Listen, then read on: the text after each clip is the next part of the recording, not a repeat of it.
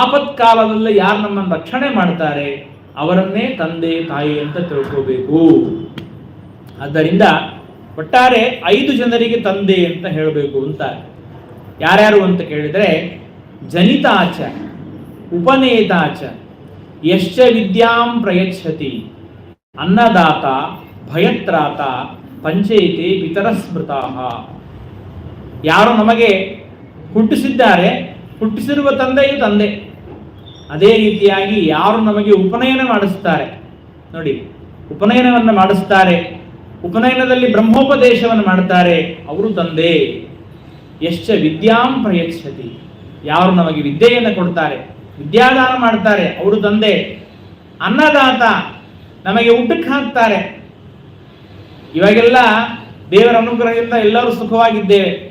ಇದೇ ಕಾಲವನ್ನು ಒಂದು 50 ವರ್ಷದ ಹಿಂದೆ ಹೋಗಿ ನೋಡಿ ಗೊತ್ತಾಗತ್ತೆ ಎಷ್ಟು ಕಷ್ಟ ಇತ್ತು, ಎಷ್ಟು ಸಮಸ್ಯೆ ಇತ್ತು. ಎಷ್ಟು ಸಮಸ್ಯೆಯಲ್ಲಿ ಎಲ್ಲರೂ ಕೂಡ ನಾವು ಮೇಲೆ ಬಂದಿದ್ದೇವೆ.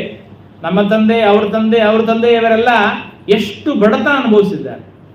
ಒಂದೊಂದು ದಿವಸಕ್ಕೆ ಅನ್ನ ಇರ್ತಿರ್ಲಿಲ್ಲ ಪಾಪ ಅವರಿಗೆ. ಯಾರಾದರೂ ಅನ್ನ ಕರೆದು ಕೊಟ್ಟರೆ ಊಟ ಮಾಡೋದು, ಅಷ್ಟು ಕಠಿಣವಾದ ಪರಿಸ್ಥಿತಿ ಇತ್ತು. ಹಾಗಾಗಿ ಅನ್ನದಾತ, ಭಯತ್ರಾತ, ಯಾರು ನಮಗೆ ಅಭಯದಾನ ಮಾಡ್ತಾರೆ, ನೀನೇನು ಚಿಂತೆ ಪಡಬೇಡ ನಾನಿದ್ದೀನಿ ಅಂತ ಯಾರು ನಮಗೆ ಒಂದು ವಿಶಿಷ್ಟವಾದ ಭರವಸೆಯನ್ನು ಕೊಡ್ತಾರಲ್ಲ, ಇವರೆಲ್ಲ ತಂದೆಗೆ ಸಮಾನ ಅಂತ.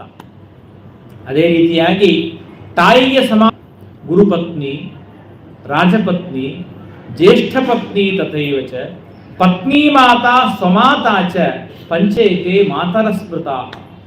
ಗುರುಪತ್ನಿ, ಗುರುಗಳ ಮಡದಿ, ಅವಳು ತಾಯಿಗೆ ಸಮಾನ. ಜ್ಯೇಷ್ಠ ಪತ್ನಿ, ಅಣ್ಣನ ಹೆಂಡತಿ, ಅವಳು ನಮಗೆ ತಾಯಿಗೆ ಸಮಾನ. ರಾಜಪತ್ನಿ, ರಾಜನ ಹೆಂಡತಿ, ತಾಯಿಗೆ ಸಮಾನ. ಪತ್ನಿ ಮಾತಾ, ಹೆಂಡತಿಯ ತಾಯಿ, ಅವಳು ನಮಗೆ ತಾಯಿಗೆ ಸಮಾನ.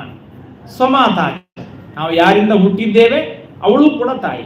ಹೀಗೆ 5 ಜನ ತಂದೆ, 5 ಜನ ತಾಯಿ.